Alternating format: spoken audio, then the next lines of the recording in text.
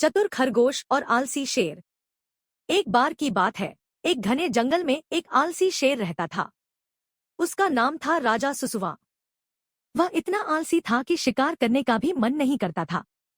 इसलिए उसने जंगल के सभी जानवरों को आदेश दिया कि हर दिन कोई न कोई जानवर उसकी गुफा में आकर खुद को उसका भोजन बना ले।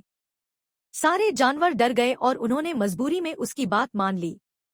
रोज एक एक जानवर शेर की गुफा में जाने लगा। एक दिन बारी आई चतुर खरगोश मिंकू की। मिंकू ने सोचा, अगर मैं भी शेर के पास चला गया तो मेरी खैर नहीं। मुझे कुछ ऐसा करना होगा जिससे मैं और बाकी जानवर इस समस्या से छुटकारा पा सकें। उसने एक चालाक योजना बनाई। अगले दिन मिंकू जानबूझकर देर से शेर की गुफा में पहुंचा। शेर गुस्से में गुर्राते हुए बोला, इतनी देर क्यों हुई? मुझे भूख लगी है। मिंकू ने बड़ी मासूमियत से जवाब दिया, महाराज, मैं समय पर आ रहा था, लेकिन रास्ते में मुझे एक और शेर मिल गया। उसने कहा कि वह जंगल का असली राजा है और उसने मुझे पकड़ लिया।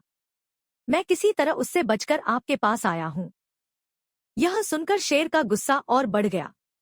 उसने दहाड़ते हुए कहा, कौन है वो दुस्साहसी? मुझे दिखाओ, मैं उसे सबक सिखाऊंगा।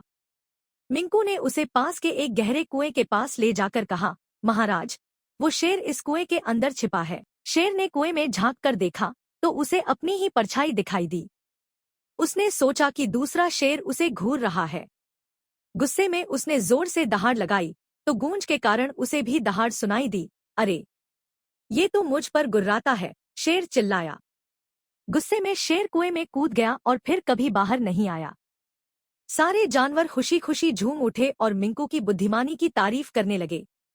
अब जंगल में सभी जानवर बिना किसी डर के मजे से रहने लगे। सिखावन: संकट में भी बुद्धिमानी और हिम्मत से काम लो तो बड़े से बड़े खतरे को हराया जा सकता है। समाप्त।